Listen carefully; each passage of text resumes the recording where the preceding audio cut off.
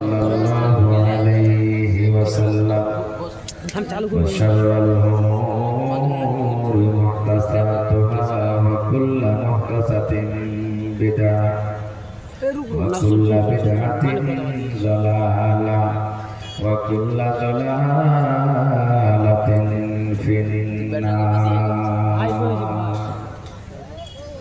अऊज़ु बिल्लाहि मिनश शैतानिर रजीम।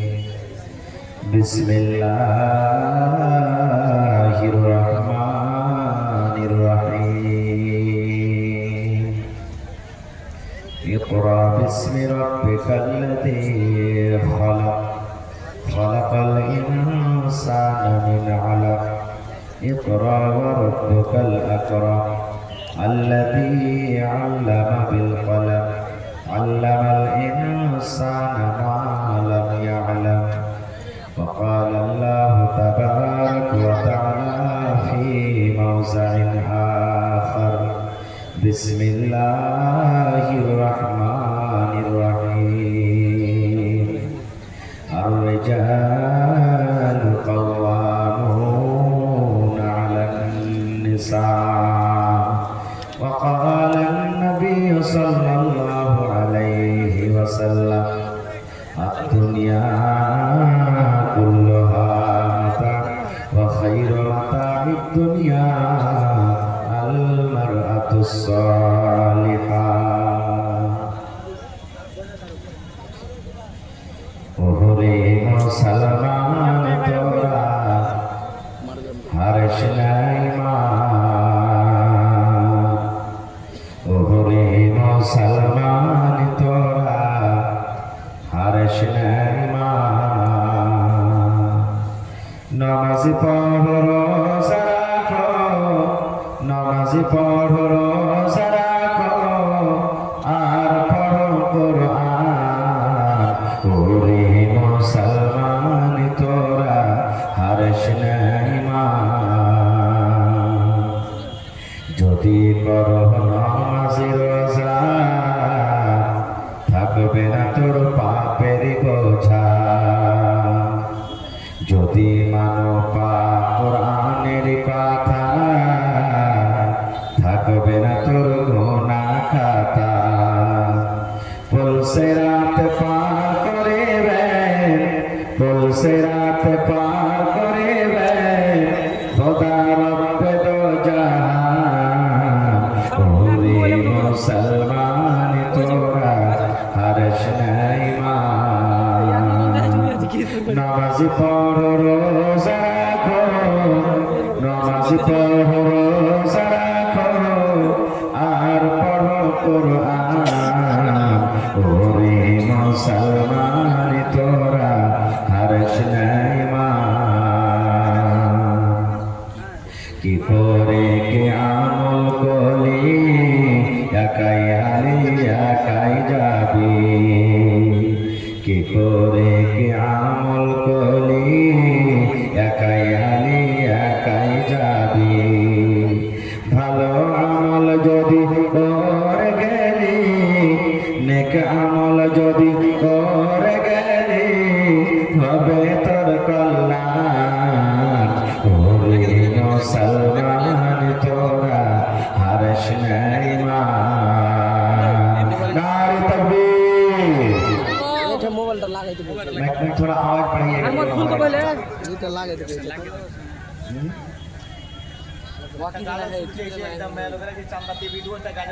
आज के जलसा যোগ্যতম শ্রদ্ধেয় সভাপতি সাহেব, উপস্থিত উলামায়ে কেরাম, সামনে বসে থাকা ইসলাম দরদি দিন দরদি ভাই ও বাবাজিরা, পর্দানশীন মায়েরা খালারা, সমস্ত তারিফ ও গুণগান সেই মহান আল্লাহ তাবারক ওয়া তাআলার জন্য, যে মহান আল্লাহ তাবারক ওয়া তাআলা আজকে আমাদেরকে এই ঠান্ডার মৌসুমে শীতের রাত্রে নরম গরম বিছানাকে ত্যাগ করে এই পিন্ডালের তলাতে বসে কিছু বলার ও শোনার তৌফিক দিয়েছেন। তাই আমরা আল্লাহ তাবারক ওয়া তাআলার প্রশংসা করি। অন্তর থেকে মুহাব্বতের সাথে সকলে পড়েন আলহামদুলিল্লাহ। আল্লাহর তারিফ করতে গেলে ভাই একবারে মন দিয়ে অন্তর থেকে মহব্বতের সাথে জোরে করে পড়েন আলহামদুলিল্লাহ। তারপর আমাদের শেষ নবী হযরত মুহাম্মদুর রাসূলুল্লাহ পড়েন সাল্লাল্লাহু আলাইহি ওয়াসাল্লামের পর অগণন দরুদ শরীফ শান্তির ধারা বর্ষিত হোক আমিন। আল্লাহুম্মা সাল্লি আলাইহি আল্লাহুম্মা বারিক আলাইহি। ভাই আমার বাড়ি থেকে আইছেন কষ্ট করে, ইচ্ছা করলে এই টাইমখানে আপনি আরাম করতে পারেন। সারাদিন কাম কাজ করেছেন, এসেছেন মাদ্রাসাতে, মাদ্রাসার প্রতি মহব্বত ভালোবাসা দেখিয়ে, কোরআনের প্রতি আপনার মহব্বত আছে, নবীর প্রতি মহব্বত আছে, আখিরাত বলে ভয় আছে, জান্নাতের আশা আছে, জাহান্নাম থেকে ভয় আছে, এই জন্য আপনারা এসেছেন নাকি? তা আসেন যখন এখানে তো কিছু নিয়ে যাব বলে, কিছু শিখে যাব। যতটি ওলামাকে দাওয়াত করা হয়েছে প্রত্যেক ওলামার মুখ থেকে আল্লাহ এবং আল্লাহ রাসূলের বাণী যেটা আপনি শুনবেন, একটা করে কথা যদি মনে করে নিয়ে চলে যান তাহলে ইনশাআল্লাহ তাআলা আপনার আসা যাওয়া কামিয়াব হয়ে যাবে। হবে না? হবে না? জোরে বলেন হবে না? হবে না? না হলে একটা লোক জালসা শুনতে জীবনই কোনোদিন যায়নি, 10 বন্ধুর চক্করে পড়ে চলে মাঠে চল জালসা শোনা আছে, কোনটা জালসা না তাল বানাতে জালসা হয়েছে চল, ও যে জালসা কেমন হয় যাবি তাহলে দেখতে পাবি যে জালসাটা কেমন হয়। 10 বন্ধুর পাল্লাতে পড়ে লোকটা একবারে সোজা জালসা শুনতে এসেছে। মৌলানারা যে যেমন করেছেন ওয়াজ করেছেন, তার মধ্যে একটা মৌলানা ওয়াজ করেছেন, দেখেন ভাই পেশাব করতে গেলে পানি নিয়ে পেশাব করবে। মেলায় ভাই এখন এমন আছে মজলিসে পেশাব করছে পানি লেগে, রসুলের হাদিস পানি লেও, পানি যদি না পাও তাহলে সুখা ঢাল কিংবা ইট লেও, লিয়ে তখন তুমি ইস্তিনজা করো। কত ভাই আছেন পেশাব করবে ছিটে জুতাতে লেগে গেল, কাপড়ে লেগে গেল, লুঙ্গিতে লেগে গেল, পায়জামাতে লেগে গেল, কিংবা পেশাব করছে, পেশাব করতে করতে ভালোভাবে পেশাব হয়নি, এখনো কষ্ট করে করতে আছে, 2-4 ফোঁটা করতে থাকলো, কাপড়ে লেগে গেল, চলে গেল উঠে। ভাই মুসলমান কত বড় পাপ জানেন? আল্লাহ রাসূল একদিন রাস্তাতে হেঁটে গেলেন, একটা গাধাতে চড়ে, ঘোড়া কিংবা গাধাতে চড়ে, সাহাবায়ে কেরাম জামাত আরো আছে, হাঁটতে হাঁটতে হাঁটতে গাধাটা হঠাৎ করে ধেড়কে গেল, বিঁধকে গেল, এমন হয় ধেড়কিল যে মনে হয় নবী সাহেবকে ফেলে দিল উপর থেকে, এরকম ধেড়কে গেল। নবীজি নামলেন ওখানে যে আমার গাধাটা ধেড়কে কেনা গেল, কারণটা কি? দেখছে তো কয়েকটা ওখানে কবর, যেখানে গাধাটা ধেড়কে গেছে ওখানে কয়েকটা কবর।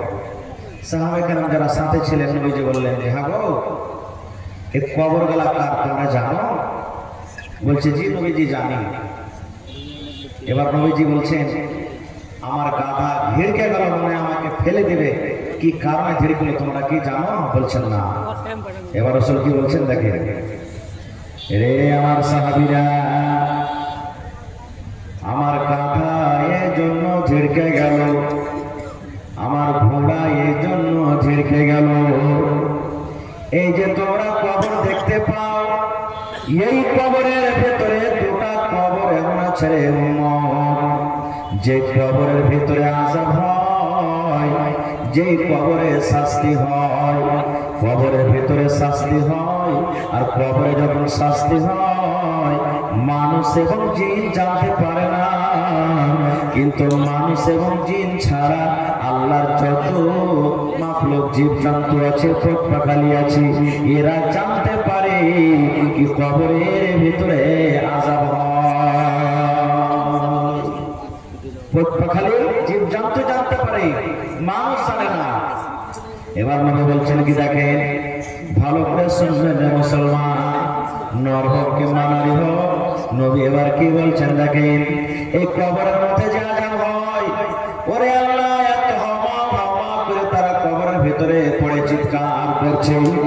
আমি যদি নবী আল্লাহকে বলি রব্বুল আলামিন, এই কবরের ভিতরে যা যা হয়, কেমন করে আযাব হয়, আল্লাহ আমার সাথে আমার সাহাবীরা যে তুমি এদেরকে আযাবটা দেখিয়ে দাও, শুনিয়ে দাও। আল্লাহকে যদি বলি তোমরা আযাবটা শুনতে পাবে, দেখতে পাবে। কিন্তু নবী বলছেন সাহাবীরে, আমি এই দোয়া আল্লাহর দরবারে করব না রে বাবা, এই জন্য করব না, যদি তোমরা জানতে পারো এই লোকগুলাকে কিভাবে কবরের ভিতরে আজাব হয় তোমরা যদি জানে নাও, তোমরা যদি দেখে নাও, তোমাদের ভিতরে এমন ডর হবে, ভয় হবে, মরার পর তোমরা ডরের কারণে মানুষকে তোমরা দফন করবে না। এই জন্য আমি তোমাদেরকে শোনাবো না। এবার নবীজি সাহাবীদেরকে বলছেন, সাহাবীরে এই কবর দুটাতে যে আযাব হয় কি কারণে তোমরা কি জানো? কি কারণে আযাব হয়? জীবনে এরা কোন গুনাহ করেছিল, কোন গুনার কারণে এরা কি আযাব হয় তোমরা কি জানো? সাহাবায়ে কেরাম বলছেন, ইয়া রাসূলুল্লাহ আমরা জানি না নবী গো, এরা কি কবরের ভিতরে কিভাবে আযাব হয়, কোন গুনার কারণে আযাব হয়, জীবনে কোন এমন গুনাহ করেছিল, জীবনে কোন এমন পাপ করেছিল, সেই পাপের কারণে তাদেরকে কবরের ভিতরে আযাব হয়। নবী আমার বললেন, সাহাবী চুরি করার কারণে এরাকে কবরে আযাব হয় না, জিনা ব্যভিচার করার কারণে আযাব হয় না, মার্ডার করার কারণে আযাব হয় না, নামাজ ছাড়ার কারণে আযাব হয় না, দান না করার কারণে আযাব হয় না, যাকাত না দেওয়ার কারণে আযাব হয় না, হজ না করার কারণে আযাব হয় না। বলছেন, ইয়া রাসূলুল্লাহ তাহলে কেন আযাব হয়, কোন গুনার কারণে আযাব হয়? নবী বলেন, নবী আমার বললেন, সাহাবীরে এরা জীবনে দুটা করে বেশি পাপ করত, দুটা করে গুনাহ করত। এরা যদি ইচ্ছা করলে গুনাহ থেকে বাঁচতে পারত, পাপ দুটা বড় গুনাহ, ওই গুনাহ দুটা বড় গুনাহ, গুনাহ বড় গুনাহ, কিন্তু বাঁচা থেকে সহজ ছিল। ইচ্ছা করতে গেলে এরা বাঁচতে পারত, কিন্তু এরা ছোট গুনাহ মনে করে বাঁচতে পারেনি, যার কারণে আল্লাহ রাব্বুল আলামিন তারাকে কবরের ভিতরে শাস্তি দেয়। নারে তাকবীর! কি গুনাহ? এক নম্বর নবী বললেন, দুজনের মধ্যে একজন পেশাব করত, কিন্তু পেশাবের ছিটা থেকে বাঁচত না। কত হয়ে আছে? দেখবেন দিল্লি পাটনা যাইবেন, মাঝে মাঝে বাস রুকে রাতের বেলাতে পেশাব পায়খানা করার জন্য। কত ভাইকে দেখবেন নেমে গেছে, নল সেট করে দিয়েছে, পেশাব করছে, খাড়িয়া খাড়িয়া ফেলের চেন ফেলে দেয়, খাড়িয়া পেশাব করছে, বাঁ হাতে বিড়ি টানছে। কত জায়গা যাবে? এটা কোন জায়গা? সই কথা, বাঁ হাতে। নবী আমার বলেছেন, পেশাব করতে বসে তোমাকে যদি কেউ সালাম দেয়, সালামের তুমি জবাব দিও না। তুমি পেশাবে বসে আছো, রাস্তা দিয়ে কোনো লোক চলে যায়, তোমাকে যদি বলে আসসালামু আলাইকুম, বসে বসে নবী বলেছেন তুমি ওয়ালাইকুম সালাম বলিও না, যতক্ষণ পর্যন্ত তুমি ফারিগ না হয়ে যাইবে। এবার আমি ওই নওজওয়ানকে বলবো, আমি ওই যুবককে বলবো,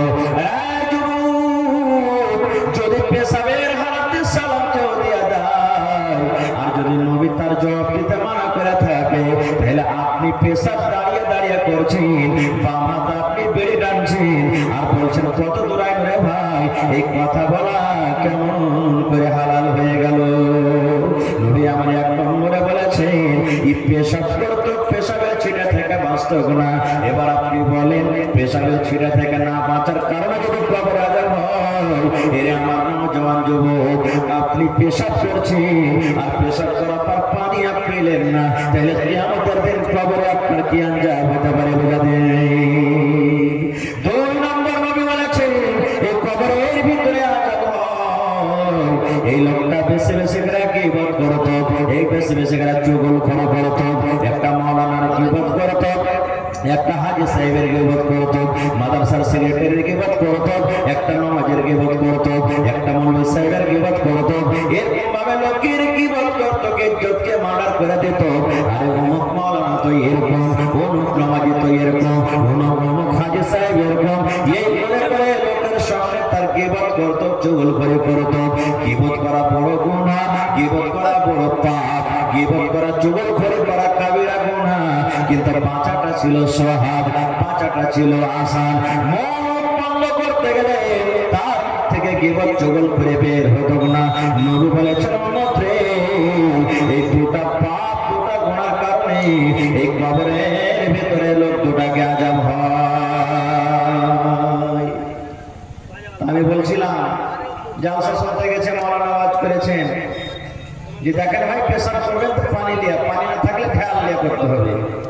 ই খেপা বাড়ি গেছে, আর বাড়ি যায় সিমেন্টের পর আর ওরা বালি নিয়েছে নিয়ে ঘাটে ফেলে গেছে। তারপর দিন তখন 2 দিন 3 দিন পর ফের ওর দোস্ত হয়েছে যে সুলেমান জালসা শুনতে যাবি না রে? ওই যাই কোটে জালসা তুই কোমরা মানুষ জালসা চল। ওই একদিন জালসা শুনতে যায় মেরে পিঠে বালি ধরিয়ে দিয়েছিস আর আজকে কোন পাহাড় চাপাবি? আমি যাবো না জালসা শুনতে। ওই যে কেমন কথা, ওই যে মৌলানা সেদিন ওয়াজ করেছে যে পেশাব করতে বেশি পানি লিও, পানি না পাইলে ঢাল ইস্তেমাল করিও। তো ঢাল কোনটা ডুয়ে নিয়ে বেড়াবো, তার লেগে পড়াতে বালি নিয়ে বেড়াচ্ছি, ঢাল নিয়ে বেড়াচ্ছি, যখন দরকার হবে তখন এটাকে ইস্তেমাল করবো। দিয়ে উল্টা পাল্টা বুঝলে ওয়াজ শোনা হবে যে ভাই হবে না। ভাই মুসলমান, আজকে মাদ্রাসা হলো মুসলমানের মান শান ইজ্জত, মাদ্রাসা হলো মুসলমানের ঈমান। আজকে যে আপনি এসেছেন, আজকে আপনার সামনে আমি দুটো কথা বলছি। আমি একটা মাদ্রাসার প্রোডাক্ট, মাদ্রাসার পড়া, মাদ্রাসায় আমি না পড়তাম, আমার ক্ষমতা ছিল আপনার সামনে কিছু বলার? ক্ষমতা ছিল না। মাদ্রাসা যদি না থাকে, বাপ করলে যেমন বাচ্চা এতিম হয়ে যায়, দিন থেকে শরীর থেকে আমি আপনি এতিম হয়ে যাব। নবী কি জিনিস, আল্লাহ কি জিনিস কিচ্ছু বুঝবো না, জানেন? সুবহানাল্লাহ। নবীর জামানাতে নবীজি একদিন বসে আছেন, নবী আমার বসে আছেন, নবী মুহাম্মদ সাল্লাল্লাহু আলাইহি সাল্লাম আর নবীর স্ত্রী মা আয়েশা রাদিয়াল্লাহু তাআলা আনহা বসে আছেন। এই মায়েরা, ভাইয়ারা আপনারা তো বলছি না, লোক বলবে বেটিটাকে ফের পড়িয়ে কি হবে রে? এরাকে পড়িয়ে লেখছে ওই লোকের বাচ্চা খালি গোবর আর ছাই চুলাই হবে, এরাকে পড়াইতে হবে না। না, পড়ালেখা কি জিনিস দেখেন। নবী বসে আছেন আর নবীর পাঞ্জরে নবীর বিবি বসে আছে, আর ইয়াহুদির এক টিম, ইয়াহুদির জামাত নবীর কাছে চলে এসেছেন, এসে সালাম দিচ্ছে। আমি যখন স্টেজে বসলাম, আপনাকে সালাম দিল না? আসসালামু আলাইকুম দিল না? সালাম দেওয়া কথা নাকি? এর একটা হাদিস শুনেন। নবী আমার একদিন মজলিসে বসে আছেন, আপনারা যখন বসে আছেন ওয়াজ শুনছেন, একটা সাহাবী এসে বলছেন আসসালামু আলাইকুম, শুধু আসসালামু আলাইকুম বলে দিলেন। এবার বসে গেলেন, নবী বললেন আসসালামু আলাইকুম বললেন, এর নাকি হলো 10টা নাকি, লোকটা 10টা নাকি পেয়ে গেল। ভালো করে শুনলেন, আসসালামু আলাইকুম, এই কথা বলে সাহাবী বসে গেলেন। নবী বললেন ওয়া আলাইকুম আসসালাম, 10টা নাকি পেয়ে গেল। আরেকটা সাহাবী এসে বলছেন আসসালামু আলাইকুম ওয়া রাহমাতুল্লাহ, ওয়া রাহমাতুল্লাহ বাড়িয়ে দিলেন। নবী বলছেন 20টা নাকি পেয়ে গেল। আবার আরেকটা সাহাবী এসে বলছেন আসসালামু আলাইকুম ওয়া রাহমাতুল্লাহি ওয়া বারাকাতুহু, এই কথা বলে বসে গেলেন। নবী বললেন সেই 30টা নাকি পেয়ে গেল। সালামটা কত বড় দুয়াজি ভাই, বিনা টাকাতে 30টা নাকি পেলেন। আর আপনি দিল্লি পাঞ্জাবে থাকবেন, বাদ করবেন কে রে? বুধের মা, মানে বুধের মা আর বুধের মা বেশ করে দিচ্ছেন আপনি। মা খালারা বলবে কে জি বুধের মা, সালাম মুখে নাই, দুয়াটা হলো সালাম। সালাম দেন, স্ত্রী হলো তো কি হলো? আপনি হাট থেকে এলেন, বাজার থেকে এলেন, চক থেকে এলেন, বাড়িতে সালাম দেবেন, সালাম দেবেন, আসসালামু আলাইকুম, আসসালামু আলাইকুম বলবেন। কত মা খালা ফের এমন আছে যে শরীয়ত বুঝে না, দিন বুঝে না, তো উল্টা পাল্টা কথা বলে মিনসাকে দেখলে সালাম দিচ্ছে দেখে, হ্যাঁ সুবহানাল্লাহ। আর কত ভাই এমন আছেন যে স্ত্রী মহব্বত ভালোবাসা কি আর বুঝবে না? আল্লাহ, একটা মুসলা বেটা ছেলে ছিল ভাই, এই জালসা শুনতে এসেছে। জালসা শুনে মৌলানারা আওয়াজ করেছেন যে তোমার স্ত্রীর মাঝে মাঝে তারিফ করিও, স্ত্রীর মাঝে মাঝে তারিফ করিও। যখন তোমার সঙ্গে তরকারি দেবে তো বলবো আজ ভালো মানে তরকারি খুব সুন্দর বানিয়েছে, ভাত খুব সুন্দর বানিয়েছে, খিচড়ি যে বানিয়েছে খুব ভালো, মানে মাঝে মাঝে তারিফ করিও। তাহলে স্ত্রীর মনটা কি হবে? খুব ভালো লাগবে, বড় হবে যে আমার স্বামী আমার খানার তারিফ করছে। এই জালসা শুনে বাড়ি গেছে, ভোরবেলাতে খাইতে দিয়েছে। আর রাতকে জালসা মনে আছে ওর যে মৌলানা বাদ করেছে যে স্ত্রী খাইতে দিতে গেলে একটু মাঝে মাঝে তারিফ করিও খানার। ই কইছে কোনোদিন তো হার স্ত্রীর আমি তারিফ করিনি, আজ হার স্ত্রীর মনকে একবারে বড় করে দেবে। খাইতে বসে বসে তার কইছে আজ তরকারি কত মিঠে করে বানাচ্ছিস রে, হইল একটা। ফের যখন হয়েছে আর একটা তরকারি দিয়েছে, বাপরে আজ তরকারি এত ভালো লাগছে মনে হয় থোড়ার পরা খেয়ে চলে যায়। বাড়তে ঘরের ভিতরে একটা বেলন ছিল, বেলন হয়ে মুটি পাকা বেলন, কাঠের বেলন। বেলনটা নিয়েছে ওর পুরুষের মাথাতে একটি বেলন। বেলন দেওয়া পর তখন বলছে হ্যাঁ তুই মারলি কেনে? বলছে মুখ পড়া মিলছে একা একা। প্রত্যেকদিন আমি নিজের হাতে খানা বানিয়ে খাওয়াইনি, একদিনে তারিফ করলেন, আজ পরের বাড়ি থেকে একটু সালাম চেয়ে খাওয়া উচিত, কি তুমি তারিফ করতে শুরু করতে? হ্যাঁ, তো এই তো মহব্বত আর ভালোবাসা আমাদের, সুবহানাল্লাহ। তো নবী আমার বসে আছেন, মা আয়েশা রাদিয়াল্লাহু তাআলা আনহা বসে আছে, আর ইহুদির একটা টিম নবীকে সালাম দিচ্ছে, আসসালামু আলাইকুম। কি দিচ্ছেন? আসসালামু আলাইকুম। ইয়ার মানে হলো আল্লাহর সালামতি তোমার উপরে হোক, আল্লাহর রহমত তোমার উপরে হোক, আল্লাহর দয়া তোমার উপরে হোক, আসসালামু আলাইকুম। ইহুদির জামাত নবীকে বলছেন আসসালামু আলাইকুম, হে নবী তোমার উপরে মত হোক, তুমি মরে যাও। দেখেন বদুয়া দিচ্ছে নবীকে, আসসালামু আসসালামু আসসালামু আলাইকুম, আসসালামু আলাইকুম। আপনি বলেন দুনিয়াতে যতই পুরুষ খারাপ থাকে, চোর লুচ্চা লাফাঙ্গা ডাকাত থাকুক, যদি ওর স্ত্রীর সঙ্গে যদি কেউ দোসরা মানুষ গেলে ছাড়বে, মুখ ভেঙে দেবে রে মরার বেটা, আমরা কি মনে করেছিস?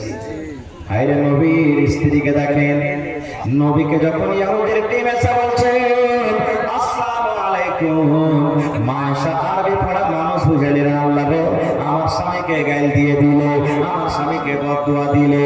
এবার মা আয়েশা বলছেন ওয়া আলাইকুমুস সালাম ওয়াল লানা, এই ইহুদিরা রে, আমার নবী তো তোরাকে কোনো খারাপ ভাষাতে গাল দেয়নি রে, আমার নবী তোরাকে কোনো কথা বলেনি, আমার নবী তোরাকে কোনো বদদুয়া দেয়নি, আমার নবী এরকম কোনো ভাষা বলেনি যে তোরাকে খারাপ লেগেছে। আমার নবীকে কেনে তোরা গাল দিলি, কেনে বদদুয়া দিলি, কেনে বদদুয়া দিলি? মা আয়েশা তখন উত্তর দেয়া বলছেন ওয়া আলাইকুমুস সালাম ওয়াল লানা, এই ইহুদিরা রে, আমার নবীর উপরে কেন মত আসবে, তোরকে পরে মত আসো, তোরাই মরে যা, আল্লাহর লানত তোর উপরে বর্ষিত হোক। এবার আপনাকে বলি, আরো কথা মাঝখানে আছে, আমি ওদিকে যাবো না, আমি পয়েন্ট যেটা আপনাদের সামনে বলছি, মায়ের সাথে যদি পড়ালেখা না হইতেন, এরকম ভাবে ইহুদিকে জবাব দিতে পারতেন ভাই? জোরে বলেন পারতো? ইহুদিকে জবাব দিতে পারতো না, তাহলে বেড়ি ছেলেরা পড়ালেখার দরকার আছে নাকি? আর একটু আগে চলে, আজকে পড়ালেখা না থাকার কারণে স্বামী স্ত্রীর মধ্যে মিল মহব্বত ভালোবাসা নেই, আছে না নেই? ভাই নিজের চোখে দেখা বলছি, এই 2022 সাল থেকে নিয়ে এই 25 সাল চলছে, এখন এই 3-4 বছরকার মধ্যে তালাক যে হয়েছে রে ভাই, আপনাকে দেখে কেমন আছে না আছে, ওরে আল্লাহ, শেষ সমাজে কোন এমন গান নাই যে মাসে একটা বেকারে তালাক হয়েছে না? তালাকটা কেন হয়েছে জানেন? দুটা কারণ। এক নম্বর কারণ, বাচ্চা ছোট হয়ে আছে, টাকা বেশি পাওয়ার কারণে কষা দিয়ে দুধ চুরিছে, বিয়ে দিয়ে দিলে। হ্যাঁ, বাড়িঘাট চকে, এই চকে ওই চকে জমি বিক্রি হয়েছে, 5 লাখ টাকার দরকার আছে, 3 লাখ আছে, 2 লাখ টাকা কোনটা পাবি, দিয়ে দেবি। হ্যাঁ, হইবে কোন রকম কাম, কিন্তু ও জানে না, বাপ ওকে শিখাই না যে কেমন ভাবে স্ত্রীকে নিয়ে চলতে হবে। এখানে বাপের কমি আছে, এখানে বাপ জানে না, বেটিও জানে না। ছোট বয়স, হিন্দুস্তানের আইন, হিন্দুস্তানের যেটা নিয়ম আছে, 21 বছরের আগে আপনি বিয়ে করতে পারবেন না। জানছেন এটা কেন? জানছেন না? জানেন না? হিন্দুস্তানের আইন আছে, বেটি ছেলের বিয়ে 21 বছরের আগে হবে না, বেটি ছেলের বিয়ে 18 বছরের আগে হবে না। কিন্তু এখানে 12 বছর, 13 বছর, 15 বছর হয়েছে, আমরা বেটির বিয়ে দিয়ে দিচ্ছি। বাপও মনে করছে দিয়ে দিই, কোন রকম ভালো রিস্তা আসছে, ভালো ছেলে আসছে, মানে ছেলে যেমনটা হয়তো বাপের দৌলত আছে, ছেলে যেমনটা হয়তো বাপের বাড়ি ভালো আছে, ছেলে যেমনটা হয়তো বাপের দোকান চলছে, এবার বেটিকে বিয়ে দিয়ে দেবো। 2 মাস 4 মাস পর কি হয়েছে, আর টিকবে না আমার বাটিয়ার বাড়িতে, আর চলতে পারবে না। শোনেন, নবীর জামানাতে একজন বাপ নিজের বেটির বিয়ে দিবে। সহিহ হাদিস, সহিহ তারজিব ওয়া তারগিবের মধ্যে আল্লামা নাসিরউদ্দিন আলবানী রাহিমাহুল্লাহ হাদিসটাকে সহিহ বলেছেন। এবার বলছেন কি, বেটিকে বলছে, বেটি তোমার বিয়ে দিব, তুমি রাজি আছো মা? বেটি বলছে, আব্বা আমি বিয়ে করবো না। ডাইরেক্ট বলছেন, আমি বিয়ে করবো না। আপনি আপনার বেটিকে জিজ্ঞাসা করবেন বিয়ে দেওয়ার আগে, মারে খালেদা, সাফিয়া, জায়েদা, হালেমা, তোমার জন্য জামাই দেখতে যাচ্ছি মা, তুমি রাজি আছো? আল্লাহ রাসূলের জামানাতে হয়তো, আর ওই কথাটা এখন আমার গায়ের মুসলিম ভাইয়েরা করছে, কিন্তু আমরা মুসলমান করতে পারি না। গায়ের মুসলিম ভাইয়ের কাছে চলে যান, ওরা নিজে জামাই ঢুঁড়বে আগে, পরে বহু ঢুঁড়বে। জানছেন এটা কথা? আগে জামাই ঢুঁড়বে, তারপরে তখন লাড়কালা, পরে বেটি দেখতে আসবে, যদি জামাই পছন্দ হয় তাহলে। আর আমরা কি করবো, আগে বহু ঢুঁড়বো, নাকি? আর যদি কোনো ভাই আগে যদি খালি জামাইয়ের কথা বলে দেয় তো কি বলবো আমরা জানেন? এর পেটের মধ্যে কোনো আইটেম আছে নাকি রে, কোনো ছোট খাওয়া আছে, ই কেনে জামাই ঘুরে বেড়াইছে? উল্টাই আমরা মনে করছি। কত ভাই এমন আছে যদি ইমানদার নেককার দিনদার হয় টাকা পয়সা নিতে হবে না, গাড়ি ঘোড়া নেবে না, আল্লাহ নারাজ হয়ে যাবে, আল্লাহ রসুল। বেটির বাপ কত আছে বহন করে করে কি বলবে, ইয়ার বার্তা প্রথম তাহলে করা হবে না। কেন হবে না? ই মনে হয় চামড়াটার ভেতরে কোনো আয় আছে না, কিছু নিবে না, এর মানে জাতীয় বিপদ। তো নবীর জামানাতে বাপ বেটিকে বলছেন দেখি তোমার বিয়ে দিব, বেটি বলছে আব্বা আমি বিয়ে করবো না। বাপ নবীর দরবারে চলে গেলেন, নবীজি আমি ভাবছি আমার বেটির আমি বিয়ে দিয়ে দেবো, আমার বেটি রাজি নাই, একটু আপনি তাকে বোঝান। নবীজি বললেন তোমার বেটিকে নিয়ে এসো। বেটিকে নিয়ে চলে গেলেন। এবার নবী কি বলছেন, এরে আল্লাহর বান্দি তোমার বাপ তোমার বিয়ে দিবে আর তুমি ইনকার করছো, কারণটা কি রে মা, একটু বলবে না? এরে মুসলমান শুনে এবার সে বেটি ছেলে বলছেন, আল্লাহ নবী গো আমার আব্বা জান আমার বিয়ে দিয়ে দিবে, হয়তো আমি বিয়ে করলাম আর আমার যেটা স্বামী হবে তার বাড়িতে আমি চলে গেলাম, মনে করেন আমার বিয়ে হয়ে গেল, আমি শ্বশুরের বাড়ি চলে গেলাম। নবী গো একটুখানি দয়া করে বলেন তো, আমি একটা বেটি ছেলে মানুষ, আমি এখন পর্যন্ত জানি না যে শ্বশুরের বাড়িতে চাই আমাকে কি করতে হবে, শাশুড়ির সাথে কি ব্যবহার করতে হবে, শ্বশুরের সাথে কি ব্যবহার করতে হবে, স্বামীর কেমন করে খেদমত করতে হবে, স্বামীর কতটুকু কথা আমাকে মানতে হবে। আল্লাহ নবী গো একটু আমাকে দয়া করে আপনি তালিম দিয়ে দেন, আমার যে স্বামী হবে আমার যে পাতি হবে আমি শ্বশুরের বাড়ি যখন চলে যাব আমার স্বামীর কতটুকু কথা মেনে আমাকে চলতে হবে। নবী গো আমার উপরে আমার স্বামীর কতটুকু হক রয়েছে একটু জানান, তারপর আমি বোঝাশোনা করবো। যদি আমি স্বামীর খেদমত করতে পারি আমি রাজি হয়ে যাব, আর যদি না পারি আমি রাজি হব না। এবার নবীজি কি বলছেন দেখেন, এ ভাইরা মায়েরা খালারা শুনেন। এইবারে নবী বলছেন, এ আল্লাহর বান্দি, শুধু নবী তাকে বলেছেন হাদিসটা তার জন্য নয়, কিয়ামত পর্যন্ত যত মহিলা দুনিয়াতে আসবেন, কিয়ামত পর্যন্ত যত নারীরা আসবেন, সমস্ত নারী সমস্ত মহিলাদের জন্য হলো হাদিসটা। এবার নবী কি বলছেন, রে আল্লাহর বান্দি তোমার উপরে তোমার স্বামীর যতটুকু হক রয়েছে, তোমার উপরে তোমার স্বামীর যতটুকু হক রয়েছে, তোমার স্বামীর গায়ে যদি ফোঁট উঠে যায়, ফোঁট উঠে ভাই ঘা হয়ে যায়, ফোঁট যদি উঠে যায় আর ফোঁটটা পেকে গেছে, ফোঁটটা পেকে গেছে, রক্ত বইছে, কোন চলছে। এবার নবী বলেছেন, মহিলা তোমার স্বামী যদি তোমাকে বলে, এই আব্দুল্লাহর মা, এই খালেদার মা, এই সাফিয়ার মা, এই জিয়ারার মা, এই পিয়ারার মা, আল্লাহর বান্দি যদি তোমার স্বামী তোমাকে বলে আমার গায়ে ফোঁট উঠে গেছে, ঘা হয়ে গেছে, রক্ত বইছে, খুন চলছে, বিবি রে তুমি আমার ঘাটাকে সাফ করে দাও রে বিবি, রক্তকে সাফ করে দাও। কি দিয়ে সাফ করে দাও? তুলা দিয়ে সাফ করতে হবে না, কাপড় দিয়ে সাফ করতে হবে না, পানি দিয়ে সাফ করতে হবে না। বিবি রে আল্লাহ রাব্বুল আলামিন তোমাকে জিহ্বা দিয়েছে, জিহ্বা দিয়ে চেটে চেটে চেটে চেটে তুমি আমার রক্তকে সাফ করে দাও। নবী আমার বলেছেন, মহিলা তোমার স্বামী যদি তোমাকে বলে জিহ্বা দিয়ে চেটে চেটে চেটে চেটে তুমি ঘাকে সাফ করে দাও, জিহ্বা দিয়ে চেটে চেটে তুমি রক্তকে সাফ করে দাও, মহিলা রে তুমি ইনকার করতে পাবে না, পাবে না, পাবে না। তোমাকে জিহ্বা দিয়ে চেটে চেটে তুমি সাফ করে দাও, দাও তোমার স্বামীর হক আদা হবে না। নারে তাকবীর!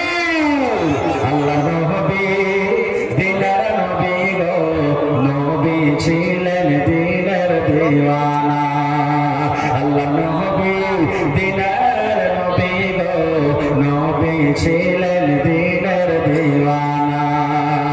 দেখেন নবীর মুজিজা ভাগবতী মা খাদিজা, সইব দিলেন জীবন আর যৌবন। দেখেন নবীর মুজিজা ভাগবতী মা খাদিজা, সইব দিলেন জীবন আর যৌবন। আল্লাহ নবী দিনের নবী গো, নবী ছিলেন দিনের দিওয়ানা। তাহলে ভাইরা বললো যে নবী বলেছেন যদি তোমার স্ত্রী তোমার ভোগটা ভোটটাকে জিভে দিয়ে চাইটা সাফ করে তাও হক আদা হবে না। এর মানে এটা নয় যে আপনি বিবিকে বলবেন যে আমার ঘাটাকে সাফ করে দেয়, এরকম আপনাকে আদর্শ করতে হবে না। নবী বুঝাচ্ছেন যে একটা পুরুষের কতখানি হক, যদি মহিলারা এরকম কাজ করে ভোটটাকে জিভে দিয়ে চাইটা সাফ করে তা হক আদা হবে না। কিন্তু এখন আখানের ব্যবস্থা কি জানেন? বাড়িতে এলো স্বামী হাট থেকে, বাজার থেকে, মাঠ থেকে, দোকান থেকে খুব দিচ্ছে লেগেছে কিংবা গরম শরীরে লেগে গেছে, বিবিকে বলে তাহলে আমার মা একটু ফ্যানটা চালিয়ে দাও তো, তাহলে আমার মা খুব পিপাসে লেগেছে এক গ্লাস পানি দাও তো, কিংবা খাইতে দাও তো ভোগ লেগেছে। আর মা খালা যদি অন্য যদি কোনো কাম কাজ করে মন খারাপ হয়ে থাকে তো কি বলবেন জানেন? তুমি একটু গিয়ে খেতে পারবে না নাকি? এখানটা কাম করছে তুমি একটু তুমি পানিটা নিয়ে এসে খেতে পারবে না? মায়েরা খালারা শোনেন, আমার মালারা বেঁচে আছেন, জিজ্ঞাসা করবেন আল্লাহ নবী বলেছেন মহিলারে তুমি রুটি তৈরি করছো, খোলাতে রুটি তোমার পড়ে আছে, রুটি হয়ে গেছে, রুটি ওঠার জন্য হাত বাড়িয়ে দিয়েছো। এবার ওই টাইম ওই সমাতে নবী বলেছেন তোমার পুরুষ যদি তোমাকে ডাকতে আপনার মা, তুমি আমার পাঁজরখানে এক পায়ে সরে বেবি কিংবা ঘরের দিকে তুমি চলো, তুমি আমাকে এক গ্লাস পানি নিয়ে এসে দিও। আল্লাহ রাসূল বলেছেন মহিলা রুটি তোমার হয়ে গেছে, তুমি খোলাতে হাত বাড়িয়ে দিয়েছো, রুটিটা উঠিয়ে নিবে। এরকম সমাজে তোমার স্বামী যদি তোমাকে ডাক দেয় রে মহিলা, তুমি ইনকার করতে পাবে না, তুমি রুটি ছেড়ে দাও, এই কথা তুমি বলতে পাবে না। স্বামী 2 মিনিট পর আসছি, স্বামী 5 মিনিট পর আসছি। দয়ার নবী বলেছেন রুটি জ্বলে যায়, পড়ে যায়, ছাই হয়ে যায়, তুমি রুটি ছেড়ে দাও। তাড়াতাড়ি করে তোমার স্বামীর কথাতে তুমি লাফাইক বলো, তাড়াতাড়ি করে তোমার স্বামীর কাছে তুমি চলে যাও। আর যাওয়ার পর বলো স্বামী গো কি হয়েছে আপনি দয়া করে আমাকে বলে কতখানি হক। হায় আল্লাহ! কিন্তু আজকে আমরা মুসলমান মায়েরা খেলারা নিজের স্বামীর হকটা আমরা চিনতে পারি না, জানতে পারি না। না জানার কারণ কি? ইলম আমাদের ভিতরে নেই, শিক্ষা আমাদের ভিতরে নেই। আর একটু আগে চলে যায় ভাই মুসলমান, আপনারা আমরা পুরুষ হয়ে গেছি তো গাছের গোটা নাকি? গাছের গোটা হয়ে গেছি। যদি কোনো ভাই এই খেয়ালে থাকে, মনে মনে করে আমরা পুরুষ আছি, আমরা আজাদ আছি, পুরুষ আছি, আমরা একবারে পিঞ্জিরে থেকে বাইরে আছি, আর যে মহিলা ওরা বান্ধনে আছে না। যেমন আজকে বসে বসে জালসা শুনছেন, নবীর জামানাতে এক মজলিস লেগে আছে, বৈঠক চলছে, নবী আমার মজলিস আছে। এবার একজন সাহাবী নবীকে সরল সওয়াল করে দিলেন, কি জানেন? যতটি লোক বসে আছেন, আমার মাওলানাকে কোনোদিন জিজ্ঞাসা করেছেন, কোনোদিন ইমাম সাহেবকে জিজ্ঞাসা করেন যে হাজী মাওলানা আমার বয়স 40 বছর হয়ে গেল বিয়ে করা, ঘরে 10 বছর হয়ে গেল, কেউ 2টা ছেলের বাপ, কেউ 5টা ছেলের বাপ, কোনোদিন কোনো মাওলানাকে কথাটা জিজ্ঞাসা করেছেন যে আমার উপর আমার স্ত্রীর কতটুকু হক? না। কি জিজ্ঞাসা করবে? মায়ের কথা আমরা খালি কষ্ট দিতে জানি, কষ্ট ছাড়া কিচ্ছু দিই না। একটু কিছু হলো না হলো দেই মায়ের, দেই মেয়ে। মোবাইল যদি দেওয়ার মন হলো তোর বাপকে কহবা একটু 10,000 টাকা মোবাইল দিবে। 2 দিন বলেছে বাপ করতে না বলে দেখছে আমার বাপ করি লাগা, এমন থেকে গেলো লাভ, কমন থেকে গেলো জুতো, এমন থেকে গেলো এই হয়েছে না, হয় না ভাই? আর কত ভাই তো আরো বড় কষ্ট দেয়, ই বিড়ি আর সিগারেট টেনে টেনে রাইতে ধাঁধা করে শুনবে, আর স্ত্রী ওর পাঞ্জরে থাকবে, ভাই কষ্ট দেবে না? পেবে না? কত ভাই খাইনি, খায়া সামনে খানটা এমন করে গাড্ডা করে থেকে মনে ছেলে পেলে গুলি খেলছে বলে রাইতে যদি ভরে দেন একটা লোককে, বোঝা যাবে না যে গুরু সন্ধ্যা আছে। নবী বলেছেন নামাজ পড়তে যাবে মসজিদে কাচ্চা পেঁয়াজ কাচ্চা রসুন খাওয়া যায় না, পাঞ্জকার মানুষ কষ্ট পাবে, ফেরেশতারা কষ্ট পাবে। তো মসজিদে যদি কাচ্চা পেঁয়াজ কাচ্চা রসুন খাওয়া যেতে মানা আছে, এটা হালাল জিনিস, মানুষ যেন কষ্ট না পায়, ফেরেশতা যেন কষ্ট না পায়, এই জন্য। আর আপনি ওয়াদ থেকে খারাপ যেটা হারাম জিনিস, বিড়ি সিগারেট গাঁজা এগুলা খায় যে বিবির পাঞ্জরা শুচ্ছেন, তা আপনার বিবির কি কষ্ট হয় না? হচ্ছে না, হয় না? কষ্ট হয়েছে। কত মা খালে এমন আছে, এমন পাওয়ারের জলটা খাবে রে ভাই, ওইখান থেকে হাঁটবে, এখান থেকে উচ্ছেন করবে, ওইগুলা জলটা খায় যদি পুরুষের পাঞ্জরা শুতে, তো কি পুরুষরা কষ্ট পাবে না? না জানার কারণে, ইলমের কারণে আমরা এগুলা করছি। নবীর জামানাতে একজন সাহাবী নবীকে প্রশ্ন করে দিলেন, নবী গো পুরুষের ব্যাপারে নিজের বেবির হক কি রয়েছে নবী গো? দেখেন কেমন ভাবে সাহাবী ইলম শিখছেন। আজকে আমরা মুসলমান ইলম শিখতে চাই না, বেটা বেটিকে আমরা পড়াইতে চাই না, মাথাতে বড় হয়ে গেছি আমরা পড়াইতে চাই না। আরে বড় হয়ে গেছি, ইলম শিখে কি করবো? মানুষ পড়িয়ে যাবে বন্ধরে, কিন্তু কোনদিন পড়াবে না, না পড়াবে। এক কবি বলছেন তাই, এত এত সুন্দর বালক, এত সুন্দর বালক, তুমি ইলম কেন শেখনি? কেমন করে শিখব ইলম, বাবা যে শেখায়নি। কেমন করে শিখব ইলম, বাবা যে শেখায়নি।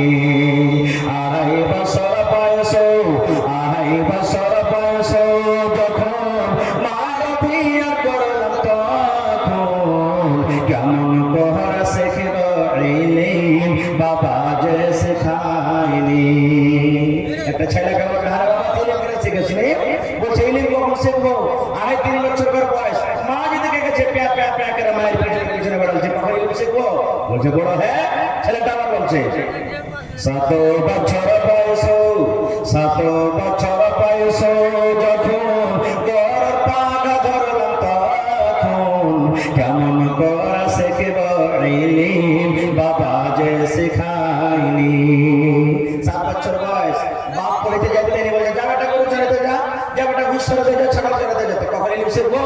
যারা কি বলে হ্যাঁ।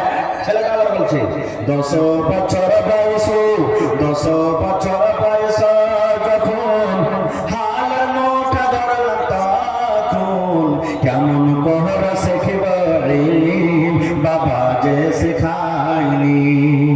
10 বছর বয়স, বাপ কই যা করতে যাবি, হাল বাহিতে যা, 10 কাটা হাল বাহাই, হাল বাহিতে চলে গেল, আর কখন শিখবো? যারা কি বলো হ্যাঁ। 15 বছর বয়স, 15 বছর বয়স যখন বিয়ে শাদী করলাম তখন কেমন করে শিখব ইলম, বাবা যে শেখায়নি। 15 বছরকার বয়সে একটু খাটতে শিখে লিখছি ডাহিন মেয়েকে, আইবারে ঘুরতে শুরু হয়ে গেল। মা বাপ কইছে বেটা বড় হয়ে গেছে, বিয়ে দিয়ে দিলে। বলছে বিয়ে হয়ে পড়া হবে না। আবার ছেলে বলছে 20 বছর বয়স, 20 বছর বয়স যখন ছেলে মেয়ের বাবা তখন কেমন করে শিখব ইলম, বাবা যে শেখায়নি। এবার 20 বছর বয়সে মৌলানা তখন ছেলে পিলে হয়ে গেল, 8 আনা 4 আনা 10 পয়সা হয়ে গেল। ওরা বড় হয়ে গেছে, আপনার চকলেট দাও বা বিস্কুট দাও বা এই দাও বা ওই দাও। তো ওরাকে চকলেট বিস্কুট দেওয়ার জন্য খাটতে যাবো না, তখন খাতা কলম নিয়ে পড়িতে যাবো। এরকম সে সাহায্য হয়ে যারা হয় না। ভাই মুসলমান, নবীর দরবারে একজন সাহাবী বলছেন, নবী গো, একটা পুরুষের উপরে নিজের বিবির কতটুকু হক রয়েছে নবী গো? আল্লাহ নবী গো, একটা পুরুষের উপরে একটা মহিলার হক কি রয়েছে? একটা মহিলার সাথে কি ব্যবহার করতে গেলে নিজের পুরুষ নিজের হক আদায় করতে পারবে? এ আমার ভাইরা শুনেন, নবী বলেছেন তোমার উপরে তোমার বিবি 4খানা হক রয়েছে। কয়টা হক? জোরে বলে, আরো জোরে বলে। 4খানা হক রয়েছে। ভালো করে শুনে বুঝে যান ভাই, ভালো করে ভালো হাদিস শুনেন। নবী বলেছেন 4খানা হক রয়েছে। যখন তোমার বিবির সাথে 4খানা তুমি কাজ করবে, তোমার বিবির তুমি হক আদায় করে দেবে। কি কি 4খানা হক? আল্লাহ নবী বলেছেন তুমি যখন খাবে তোমার স্ত্রীকে তুমি খাওয়াবে। 1 নম্বর হক। নবী বলেছেন তুমি যা খাবে তোমার বিবিকে খাওয়াবে। তুমি যা পড়বে তোমার বিবিকে পড়াবে। 3 নম্বর নবী বলেছেন ওয়ালা তাদরিবিল ওয়াজহা, রাগ করে তোমার বিবির চেহারাখানে তুমি মারিও না। এবং 4 নম্বর নবী বলেছেন রাগ করে তোমার বিবিকে ধাক্কা দিয়ে বাড়ি থেকে বের করে দিও না। 1 নম্বর নবী বলেছেন কি তুমি যা খাইবে তোমার স্ত্রীকে খাও। একটা হুঁচলা বেটা ছেলে এমনটা হয়েছে, জালসা শুনে বাড়ি গেছে যে নবী তো বলেছেন, মৌলানা আওয়াজ করেছেন যে তুমি যা খাইবে তোমার বাড়ি লেগে খাওয়াও। ও কিন্তু ভাই খাইতো বিড়ি, দোকানে যে রাইতে 2 মুঠা বিড়ি 2টা সালাই কিনে বাড়ি চলে গেছে। বাড়ি থেকে তখন ভোরে একটা সালাই একটা বিড়ির স্ত্রীকে ধেলেও দিই। বিবি কইছে কি করছো তুমি এগুলো? কইছে মৌলানা তো আওয়াজ করেছে তুই যা খাবি তোর বাড়ি লেগে খাও। তা আমি খাচ্ছি তো তুই খাবি না, চলবে যে ভাই? না রে ভাই না, এরকম না। আয় মুসলমান, বিবি আপনার বাড়িতে আছে, জালসা সেরে আপনি যখন বাড়িতে চলে যাবেন, কিচ্ছু যদি না পারেন রে বন্ধু, 5 টাকার কমসে কম কটকটি নিয়ে চলে যাবেন, পাঁপড় নিয়ে চলে যাবেন, 1 পা জিলাপি হাতে করে নিয়ে চলে যাবেন। আল্লাহর নবী বলেছেন পাপড়, একটা চকলেট, একটা বিস্কুট কিংবা একটা রসগোল্লা তোমার বিবির মুখখানে তুমি দিয়ে দাও। নবী বলেছেন এটা সাদকা, এটা সাদকা, এটা হলো নেকি। নবী বলেছেন তুমি ভালো ভালো শুধু খাবে আর তোমার বিবিকে দিবে না। এক বাবারতে মাছ রান্না বান্না করেছো, ইয়াকে তুমি হাঁড়ি ভাঙার মতন খাইয়া খেয়ে শেষ করে দিল আর তোমার বিবিকে এক ফুটিও তুমি দিলে না, এরকম যেন না হয়। নবী বলেছেন তুমি খেটে আনবে, তোমার বিবিকে দিব, তোমার বিবি রান্না বান্না করবে আর রান্না বান্না করে তোমাকে খেতে দিব, তুমিও খাও আর তোমার বিবিকেও খাওয়াও। ইয়ার মানে হলো তুমি যা খাবে তোমার বিবিকে খাওয়াও। 2 নম্বর নবী বলেছেন তুমি যা পিনবে তোমার বিবিকে পিন্ধাও। তাহলে ভোরবেলা চলে যাবে জালালগড় মার্কেট আর বিবির জন্য সুন্দর করে একটা টি শার্ট আর সুন্দর একটা জিন্স ফুল প্যান্ট কিনে বাড়িতে চলে যাইবে নাকি? ওটাই তো হলো যে ভাই যে তুমি পিনভাও কে পিন্ধাও, আপনারা ফুল প্যান্ট কিনে দাও, ফুল প্যান্ট দিলে না ভাই? হ্যাঁ না রে বন্ধু না, এর মানে এটা নয়। আল্লাহ রাসূলের মতলব বলার, হে আমার সাহাবীরা শোনো, হে আমার উম্মতরা শোনো, এখন যেমন ঠান্ডার দিন চলে তোমার পায়ে যেন ঠান্ডা না লাগে যায়, তুমি যেমন জুতা পিনতো মোজা পিনতো, শরীরে তুমি একটু যার জায়গায় দাও, সুন্দর করে একটা মাথাতে টুপি দাও। তোমার বিবি বাড়িতে আছে, তোমাকে জাড়ের কাপড় দিতে হবে, শক্তি হিসাবে তাকে পূজা দিতে হবে, জুতা মোজা দিতে হবে। তুমি ভালো ভালো হ্যান্ডসাম হিরোর মতন হয়ে থাকো আর তোমার বিবি পাতলা সাতলা একটা কাপড় পিনজা একটা ব্লাউজ গায়ে দিয়ে থরথর থরথর করে ফুট কাঁপে ওঠে আর তোমার বিবিকে ঠান্ডাতে কষ্ট দিয়ে থাকো, এরকম যেন না হয়। তুমি যেমন চাও নতুন নতুন জামা কাপড় পিনবো, শক্তি হিসাবে তোমার বিবিকে তুমি কাপড় কিনে দিবে, এর মানে হলো তুমি যা পিনবে তোমার বিবিকে পিন্ধাও। 3 নম্বরে নবী বলেছেন ওয়ালা তাজরিবিল ওয়াজহা, বিবির উপরে যদি রাগ হয়ে যায় রে সারি, বিবির পরে এমন তোমার মন খারাপ হয়েছে, বিবিকে যদি মারার দরকার হয় তাহলে জানোয়ারের মতন তাকে তুমি মারবে না, গরু পিটাকে মারবে না, ভুষের মতন তাকে মারবে না, বিবিকে যদি তুমি মারতে হয় আদবের মায়ের মারো। আর আল্লাহ যে এত সুন্দর করে চেহারা তৈরি করেছেন বানাচ্ছেন, খবরদারের চেহারাখানে কিন্তু তুমি মারিও না। কত ভাই রাগের মাথাতে বিবির চেহারাতে মার যেমন চট কালো করে দাগ ফেলে দিলে না, মারতে হবে না। তাহলে কি করতে হবে, কেমন করে বুঝাতে হবে? নবী বলেছেন কথাটা কবিতাতে বলছি, সোনরে পুরুষ রাতে করিয়া ধিয়ান, তোমাদের বিবি যদি হয় না ফরমান, সোনরে পুরুষ যাতে করিয়া ধিয়ান, তোমাদের বিবি যদি হয় না ফরমান। প্রথমে নামাতে বুঝাবে তারে, তারপরে বুঝে নিতে দিবে জুদা করে, এই 2 পর যদি ঠিক নাই হয় আদবের মায়ের তারে কিছু মারা যায়। নবী বলছেন সোনরে পুরুষ যাতে করিয়া ধিয়ান।